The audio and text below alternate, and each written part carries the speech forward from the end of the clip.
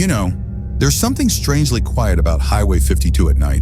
The kind of quiet that doesn't just surround you, it presses into you. And if you ever find yourself driving there, somewhere between mile marker 87 and the rusted out cattle gate that locals swear is always open even when it's closed, you might see him, a thin, pale man, standing dead center on the asphalt, not moving, not breathing, just waving. Not the friendly kind of waving, but the slow, stiff, I shouldn't exist kind of waving. Some folks say they've seen him point at the sky afterward, like he's signaling something or someone. And if you ever get too close, you'll notice the second face under his skin, pressed from inside, like something is trying to wear him from underneath. But don't worry, you won't see him unless he wants you to.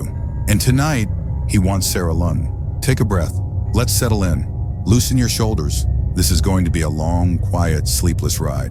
And hey, if you're new here, consider subscribing. We tell stories that crawl under your skin and stay awake when you can. All right, let's go. Have you ever felt something in the dark that shouldn't be there? Or was it just your mind? The night Sarah Lunn decided to take Highway 52, she wasn't planning on meeting anyone. She wanted silence, a long drive, maybe a place to breathe. Her shift had ended late, her eyes felt heavy, and her mind, well, that was heavier than anything she carried in the car. The dashboard clock blinked 1:14 a.m., casting a soft blue glow across her fingers, curled around the steering wheel. Outside the windshield, the road stretched on like a ribbon, disappearing into pure emptiness. No headlights behind, none ahead, just that dead still South Dakota night. She rolled the window down slightly, letting in a whisper of cold air. It felt sharp, like it carried a warning. But Sarah just shrugged, mumbled, "Yeah, whatever," and kept driving. The hum of the tires was steady, almost hypnotic, the type of sound that lulls you into thinking the world is safe. But Highway 52 isn't famous for safety. People talk. Folks at gas stations, truck stops, diners where the ceiling fans never spin right. They all mention things seen on that stretch of road. Things standing, things following, things waving. Sarah knew some of the stories, not all, but enough. Her friend Jason once told her, "If you see someone out there waving at night, just keep driving, no matter what." She laughed then. Now, alone in the darkness, the memory felt more like a prophecy. The moon was low, the sky moonless, except for a thin smear of silver clouds drifting slow, almost deliberately slow, like they were watching her. And at mile marker 82, the music on her phone suddenly glitched. Just a hiccup, a small digital stutter. Sarah tapped the screen. Nothing wrong, probably just the signal. Except there was no signal on Highway 52. Her fingers tightened. A long sigh escaped her lips. Great, creepy road, creepy hour, dead phone. Love this. She forced a little chuckle. It didn't stick. The road dipped slightly around a bend, and as the headlights swept across the asphalt, she saw something. At first it looked like a shadow, a tall, narrow shape standing by the right side of the road. Sarah leaned forward, squinting. The figure stood completely still. Then her headlights hit him fully, and she froze. A man, gaunt, sickly pale, clothes dark, dusty, hanging off him like damp rags. Head tilted in a way that shouldn't be comfortable for any living person. But what made Sarah's stomach tighten wasn't his face. It was his hand. He was waving. Slow, mechanical, rhythmic, like a metronome keeping time with her heartbeat. Sarah's foot hovered over the brake. But something deep inside, something primal, stopped her. Her breath caught in her chest. The man didn't step forward, didn't move closer. He just waved. But then, he lifted his other arm and pointed straight upward at the sky. Not casually, not like he saw a star, more like he was calling something down. Sarah whispered, "What the hell?" Her pulse thudded in her ears. And the strangest part, she didn't feel like he was signaling to the sky. She felt like he was signaling to her, calling her closer, calling her to stop. Her fingers twitched toward the door lock. The car rolled past him slowly. She kept her eyes straight forward. But something in her peripheral vision, something under the man's skin moved. Not a muscle twitch, not a shadow. Something pressed outward, like a second face, like another set of lips pushing up beneath his cheek. Straining, trying to breathe.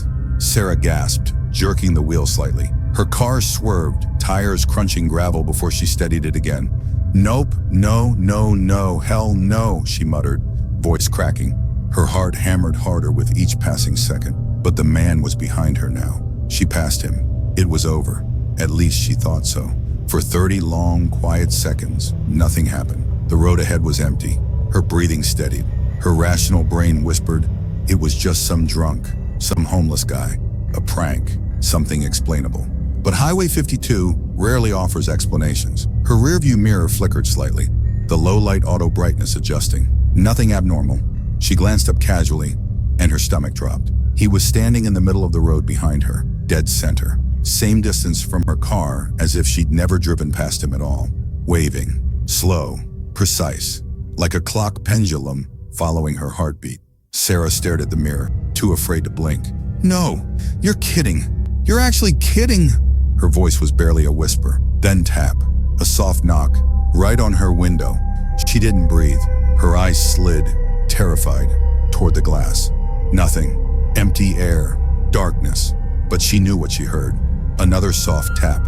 This time near the door handle. She squeezed her hands around the steering wheel so hard her knuckles paled. Her voice trembled. Don't open it. Don't even look. But instincts betrayed her. She looked toward the passenger window. Empty. Then the back seat, and her blood froze. Someone was sitting there. Not fully visible, just a silhouette, but the shape was unmistakable. Shoulders, head, leaning forward slightly, like they were watching her. Sarah's mouth moved, but no sound came. Her throat felt tight. The air in the car suddenly too heavy, too warm, too still. She didn't dare turn around. She didn't dare speak. The figure shifted, just slightly, enough for her to sense it. She could feel its gaze burning into the back of her neck, a quiet, patient stare. The rearview mirror flickered again, adjusting to the darkness. For a split second, she saw his face. Not pressed under skin this time, not distorted by distance. His real face, the waving man, sitting in her back seat, smiling with a mouth too wide and a second mouth stretching beneath it. Sarah slammed the gas pedal. The engine roared, tires screeching against the empty asphalt. Her body lurched forward as a car shot ahead, leaving the shadowed figure, or whatever he was, behind. But she didn't look back. Couldn't. Her breath trembled. Her hands shook violently against the steering wheel. And yet, the softest whisper floated from behind her. A voice that didn't sound like one person. It sounded like two or three, speaking through the same mouth. Keep driving. I'll tell you when to stop. Sarah's scream died in her throat. The night swallowed the sound whole. And Highway 52 stretched endlessly forward, the darkness opening like a mouth waiting to claim her. She wasn't alone anymore. Not even close. Sarah kept driving with her shoulders locked tight, her breath shaking in tiny uneven pulls, as she tried not to look in the rearview mirror because she already knew what she'd see back there. Or worse, what she wouldn't see, which somehow felt even scarier. The road stretched out ahead of her in this long, empty ribbon that almost hummed its own kind of warning. Like it was whispering, hey, you should have stayed home tonight, but too late now, right? She tried to convince herself that she imagined the voice, that long layered whisper that told her it would let her know when to stop, because honestly, who says creepy stuff like that unless they're trying really, really hard to ruin your night? And yeah, okay, her brain did love being dramatic sometimes, but there was something else in the car now. The air itself felt heavier in that weird way, where it's not about temperature. It's the feeling you get when someone stands too close behind you and you can't see them, but every nerve in your back knows exactly where they're standing. She swallowed hard and kept her eyes fixed on the dotted white lines on the road, telling herself, just keep driving, straight, don't look, don't even blink too long. And honestly, that pep talk worked for maybe 5 seconds, because then the car's interior lights flickered, just a tiny flash like the power hiccuped. And from the back seat, she heard the softest shift of weight. Not loud, just enough to make her stomach drop as she realized he hadn't been sitting still. Something about that tiny movement felt intentional, like he wanted her to know he was still there. Sarah's fingers tightened around the wheel, and in this thin, shaky whisper, she muttered, if this is a prank, congratulations, you win. Even though she was 99% sure dead waving guys on abandoned highways don't really do pranks. She finally dared to glance into the mirror, not because she wanted to, but because not looking suddenly felt worse than looking. And the moment her eyes met the reflection, she wished she hadn't, because the back seat was empty, completely empty. No shadow, no figure, no sunken face, Nothing. For a second, she let out this shaky breath, half a laugh, half a sob, thinking maybe she really had hallucinated. Maybe she was more tired than she thought. Maybe the night was messing with her, because it does that sometimes. But then, her phone screen lit up. It shouldn't have. She had no signal, but a notification popped up anyway. Just a single word typed out in a gray bubble. No number attached, no name, no contact. Soon, Sarah's throat tightened as she whispered, "Nope, absolutely not." And she tossed the phone into the passenger seat like it was a spider. The soft thud of the phone landing was followed by breathing right next to her ear. Slow, long exhale. And she jerked the wheel a little because she couldn't help it, her whole body reacting before her brain even caught up. But when she whipped her head around, no one was there. The seat beside her was empty, but the cold patch of air brushing her cheek wasn't her imagination. Not this time. She forced her eyes back to the road as she whispered, "Okay, Sarah, just keep it together. You're fine. Everything's fine." Even though the tremor in her voice completely betrayed her, because there's pretending to be brave, and then there's whatever this was. The highway curved gently to the right, and as the car followed the turn, she saw something that made her chest tighten, a faint glow up ahead, flickering like an old lantern wobbling in the dark. There shouldn't have been a light out here. Nothing existed on this stretch for miles, but the glow hovered just off the shoulder of the road, and inside that glow, something moved. She slowed. She didn't want to, but her foot acted on its own, like some instinct deeper than fear wanted her to see. And the moment her headlights cut across the glowing shape, her skin crawled. It was a road sign, at least it used to be, bent, twisted, half-rotted, covered in long scratch marks that didn't look like a human hand made them. The sign was supposed to show the next town's distance, the way all highway markers do, but someone, or something, had carved letters deep into the metal instead. Letters that spelled out her name. "Sarah," she whispered a tiny, "How?" before snapping, Nope, not possible. I've never even been here. No one knows I'm here." And her voice cracked a little, because the panic was starting to wrap cold fingers around her ribs. And as she stared at her name carved into the metal, she heard that same layered whisper from the back seat. Only this time it was closer, warmer, almost brushing the skin behind her ear as it murmured, "They knew you were coming." Sarah's heart tripped painfully, and she pressed her foot harder on the gas. The car sped up. Wind roared against the windows. The sign disappeared behind her like it never existed. But the whisper didn't leave. If anything, it settled deeper into the car, like it had made itself comfortable, like it was getting ready for a long night with her. She kept driving, trying to focus on the road, but her thoughts spiraled in this frantic, looping panic. Why her? Why tonight? Who was the waving man? And what did they mean? She felt this itch behind her eyes, the kind of pressure that comes right before you cry or scream or do something reckless. She didn't want to break down in the middle of nowhere, not with someone or something sharing the car with her. So she forced out this shaky, sarcastic little laugh and whispered, "If you're gonna haunt me, at least pay for gas," hoping the humor would calm her nerves.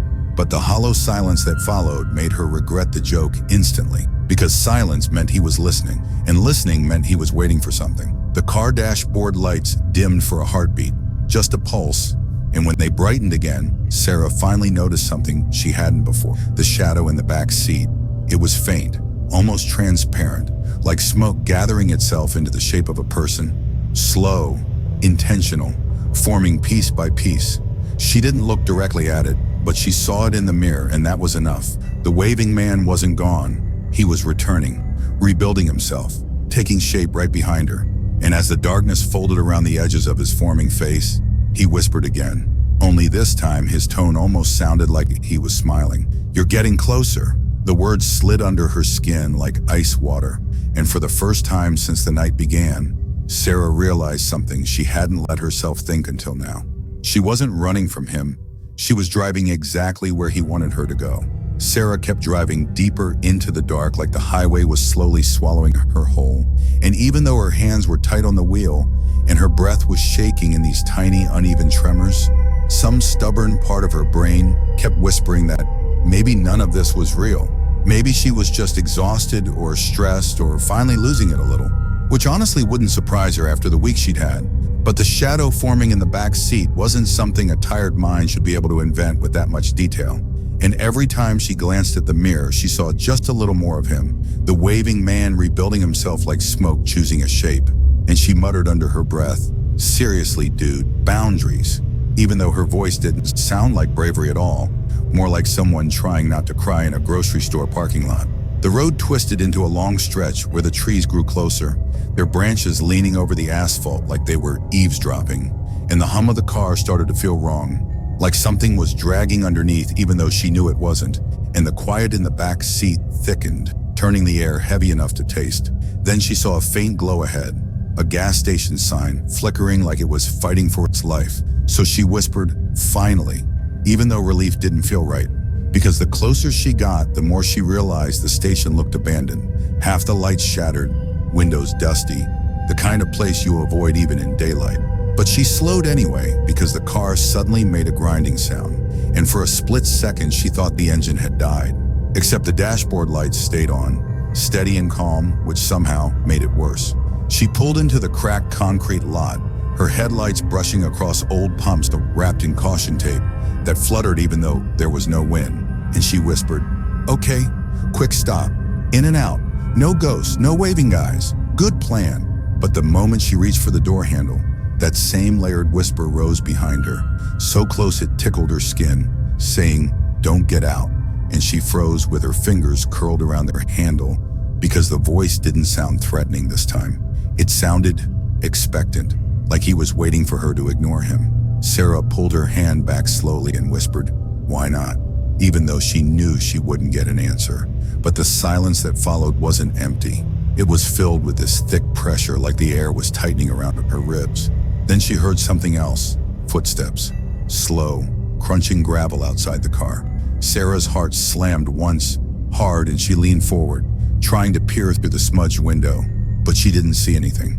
Not at first, just darkness and the flickering sign and the broken pumps. And then a shape moved between the shadows, tall and thin with that same stiff, unnatural posture she'd seen on the road. And she whispered, "No way, you can't be in two places." And her voice shook because she suddenly wasn't sure if the figure outside was the waving man or something else entirely. The footsteps circled the car, slow loops, like whoever it was didn't need to rush because she wasn't going anywhere. The shadow in the back seat didn't move, didn't react, didn't even breathe, but she swears she felt him watching the figure outside just as intently as she was. And that thought made her chest tighten because she realized something terrifying. They weren't the same. There was the waving man behind her and something else outside. The footsteps stopped right by her window, and she held her breath so tight it hurt. And then she heard a soft scraping sound, like a fingernail dragging along the glass, tracing a slow arc that made goosebumps rise along her arms. Sarah whispered, "Please go away," barely audible, but the scraping continued, a slow circular motion, patient and precise, almost curious. Then the outside lights flickered, not like a power issue, but like something passing in front of them. And when they flashed back on, she finally saw the face leaning toward her window. Except it wasn't a face. Not fully, more like the outline of one pressed through stretched, thin skin, features bulging outward, as if something inside was trying to push its way through. She recoiled instinctively, and the whisper behind her spoke again. A little louder this time, but still impossibly soft. "Don't open the door." She stared straight ahead, shaking, whispering, I'm not stupid," even though her voice cracked like she might be. The skin face outside flattened suddenly against the glass, leaving a smudge as it slid downward, and then it vanished beneath the window frame like it melted into the concrete. The silence afterward was sharp, almost painful, and Sarah forced herself to breathe, counting slowly, trying to keep her panic from spiraling. After a long moment, she reached for the ignition, whispering, "We're leaving right now." But the second she turned the key, the engine roared to life on its own before she touched it, like the car had been waiting. The shadow in the back seat leaned forward just a fraction, barely enough to see, but enough to make her heart drop into her stomach. And in that layered voice that sounded like it came from both inside and outside the car at the same time, it said, "Drive, they're coming." Sarah slammed the gas pedal without thinking, tires screeching as she shot back onto the road. And for a brief second, she saw something behind the station rising up from the shadows. Tall, wrong, bending in ways that didn't match any human shape. And she whispered, "What are they? What do they want?" Her voice tight with panic. But the waving man's answer came slow, like he wanted her to feel every word sink into her. They followed the signal. She swallowed hard, whispering, "What signal?" And he leaned closer, almost touching the back of her head as he murmured, "The one I gave them." A cold rush shot through her, and she choked out, "You called them?" And that too wide, too wrong smile formed in the mirror as he whispered, "I called them for you." Sarah felt the blood drain from her face, her hands slipping on the steering wheel as she whispered, "Why me?" And the voice behind her, layered and echoing, like someone speaking through old radio static, answered, "Because you're the only one who ever stopped to look." And as the darkness thickened around the highway and the shadows behind her twisted into something more solid, Sarah realized the truth she had been trying not to face since this began. She wasn't just being chased anymore. She was being chosen. Sarah drove like the night itself was closing in on her, the road stretching ahead in this long, trembling ribbon that almost rippled under her headlights. And with every passing second, the air inside the car grew colder, thicker, like something was settling into the space between her ribs. And even though she kept whispering to herself, "Just breathe, come on, just breathe," her lungs felt tight, like the darkness outside was pressing against the windows, waiting for one tiny crack to pour through. The waving man's shadow in the back seat had grown more defined now, not fully solid, but no longer smoke either. And she could see the edges of his face in the mirror forming like clay being shaped by invisible fingers. And she whispered, "You said they're coming. So what exactly do they want from me?" Though honestly, she wasn't even sure she wanted the answer. But he leaned forward with that slow, gliding movement that made her skin prickle, and in that layered whisper that always felt like three voices trying to speak at once, he murmured, "They want what you see." And Sarah let out a shaky, confused breath, because that made zero sense, so she whispered, "Dude, I don't see anything. I barely see the road right now."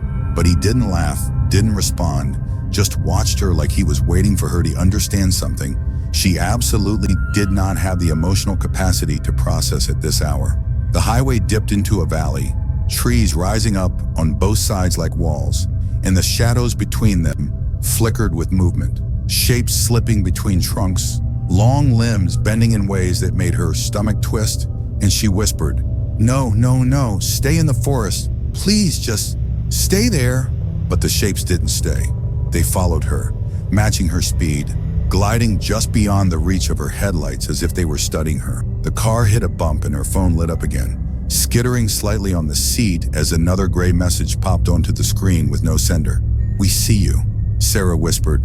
"Okay, that's rude," even though her voice wavered so badly she practically swallowed the words, and she forced her eyes away from the phone, gripping the wheel harder as she felt the cold from the back seat creep forward inch by inch, brushing the back of her neck like a hand that hadn't quite touched her yet. Then the trees suddenly opened up, revealing something she absolutely did not expect in the middle of nowhere. A massive, burned-out motel perched on the side of the road, its sign half melted, hanging crooked, the remaining letters flickering so slowly they felt like blinking eyes. And she whispered, "Why is there always an abandoned motel? Why can't it ever be a Starbucks?"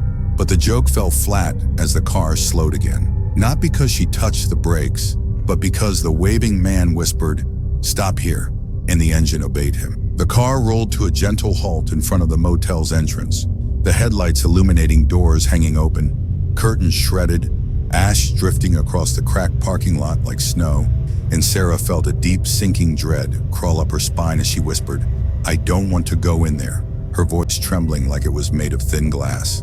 But the waving man's reflection in the mirror smiled, too wide, too still, and murmured, "You've already been here." Her heart lurched painfully because she knew she had never in her life come to this place, but something inside her chest shifted, almost like a half-forgotten memory stretching awake, and a soft echo of panic rose as she whispered, "No, I haven't."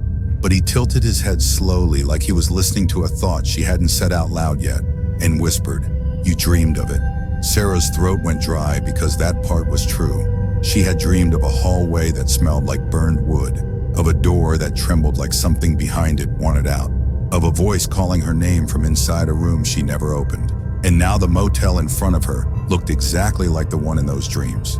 Her hand reached for the door handle again, this time on its own. Not pulled by fear, but pulled by something deeper, something that felt like curiosity mixed with dread, and she whispered, "Don't let me do this," hoping he would stop her, but the waving man said nothing, only watched. She stepped out of the car, her shoes crunching on broken glass and dirt, and the cold air wrapped around her ankles like a warning, like the ground itself was whispering, "Turn back." But she walked anyway, drawn toward the motel entrance. Behind her, the car door closed softly without anyone touching it. The shadowed shape of the waving man stepped out as well, silent, weightless, following her but never quite touching the ground. And she whispered, "I really hate this place." As she crossed the threshold into the lobby, the floorboards creaking beneath her, like old bones exhaling. The air inside smelled exactly like her dreams, burned wood, wet ash, and something metallic, something like old blood. And she paused in the middle of the lobby as her heartbeat echoed loud in her ears, whispering, "What happened here?" But the waving man answered with a quiet, "You did." Sarah froze, staring at him as her stomach tied itself into a knot, whispering, What? No, I would remember that." But he moved past her, gliding toward a long, blackened hallway, and without turning, he murmured, "You forgot." The hallway lights flickered weakly, barely enough to see the ripped wallpaper peeling like burned skin, and Sarah stepped into the dark, feeling this heavy sensation in her chest, like a truth she didn't want was pressing forward. The waving man stopped in front of a door warped by heat. Its room number melted into an unrecognizable shape, and he lifted a hand toward it. The door shuddered. Something inside scratched, long, slow drags of nails or claws, or something she didn't even want to imagine. Sarah stepped back instinctively, whispering, "Okay, that's definitely not housekeeping." But the waving man whispered, "It remembers you." The door pulsed again, this time harder, the hinges whining like they were being bent from the other side.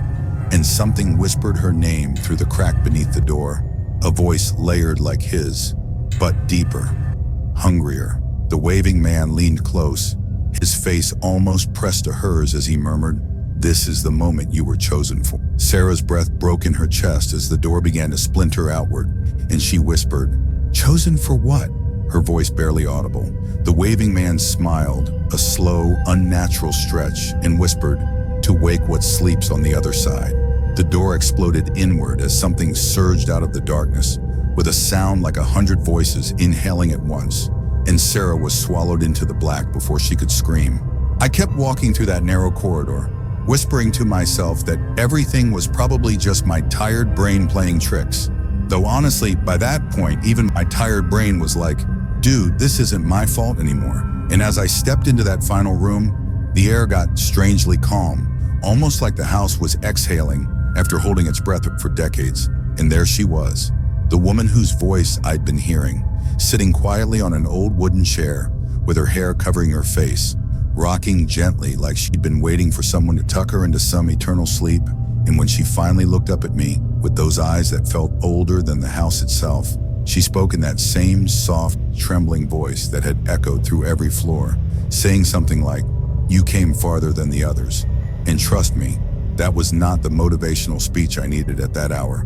So I asked her, very politely because, manners matter even with ghosts, "What do you want from me?" And she smiled in this slow, heartbreaking way, as if she was remembering a life she never fully escaped. Then she raised her hand and pointed to the corner of the room, where I suddenly noticed an old rusted cradle gently swaying even though the air was dead still. And for a second I wondered if someone invisible had just given it a little nudge. But the truth settled in with a coldness that wrapped around my spine, and she whispered, "He never stopped crying." And the cradle made this soft thump like something inside shifted, and I swear I felt every tiny hair on my body try to pack its bags and leave. But I forced myself closer because apparently I enjoy making terrible life choices. And when I looked inside, there was no baby, no body, nothing living. Just a small bundle of old cloth that somehow felt like it was breathing, rising and falling as though holding the weight of a soul stuck between worlds. And she told me the story in that drifting, sleepy tone, how she had lost her child, how the house had trapped her grief, how every person who entered became part of the echo she could never silence, and how she didn't want me to suffer the same way. And for a moment, the fear softened, because the sadness in her voice felt heavier than the horror around us.